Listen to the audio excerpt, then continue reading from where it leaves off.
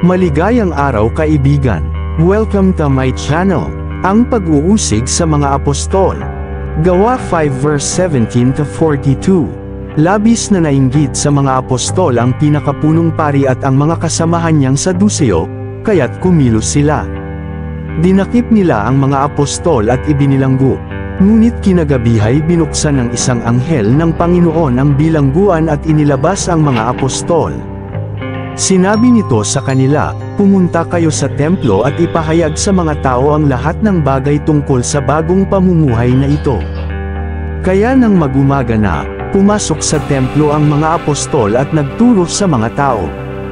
Nagtipon naman ang pinakapunong pari at ang kanyang mga kasamahan, at tumawag ng pangkalahatang pulong ng kataas-taasang kapulungan ng mga Hudyo at ng pamunuan ng Israel.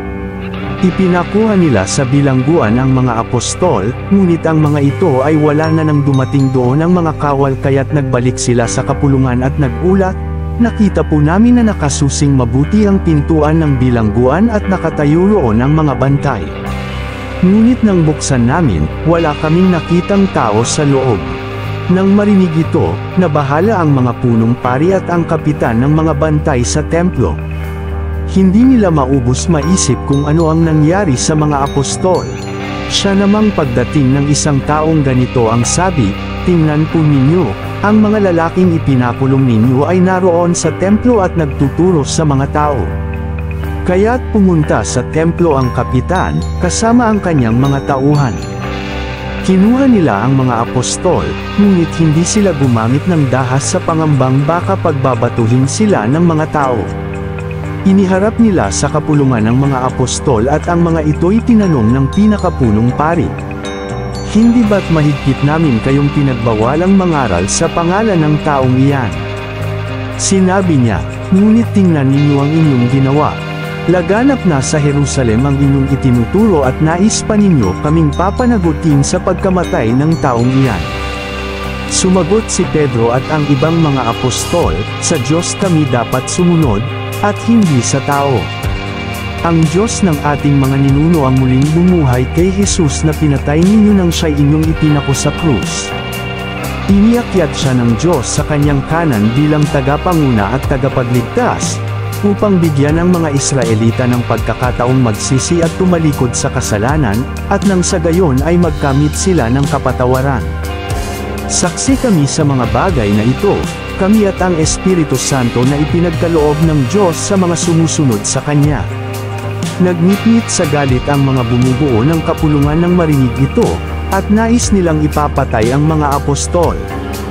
Ngunit tumayo ang isa sa kanila na ang pangalan ay Gamaliel, isang Pariseyong guro ng kautusan at iginagalang ng buong bayan. Iniutos niyang ilabas muna ang mga apostol, at pagkatapos ay nagsalita, mga kababayan, isipin ninyong mabuti ang gagawin ninyo sa mga taong ito. Hindi pa nagtatagal mula nang lumitaw si Teudas na nagpanggap na isang dakilang pinuno, at nakaakit ng may 400 tagasunod. Ngunit nang mapatay siya, nagkahiwa-hiwalay ang kanyang mga tauhan at nauwi sa wala ang kanilang kilusan.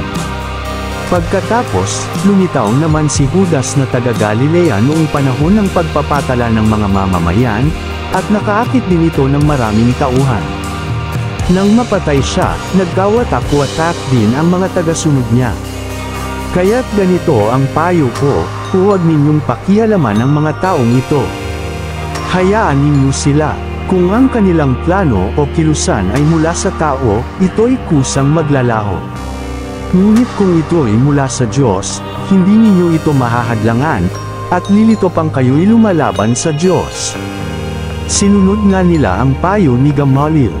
Pinapasok nilang muli ang mga apostol, at matapos ipahagupit at pagbawalang mang-aral sa pangalan ni Jesus, ang mga ito'y pinalaya. Nilisan ng mga apostol ang kapulungan at sila'y galak na galak sapagkat minarapat ng Diyos na sila'y magdanas ng kahihiyan alang-alang sa pangalan ni Jesus. At araw-araw, sa templo at sa mga bahay-bahay, walang tigil silang nagturo at nangaral ng magandang balita tungkol kay Jesus, ang Kristo.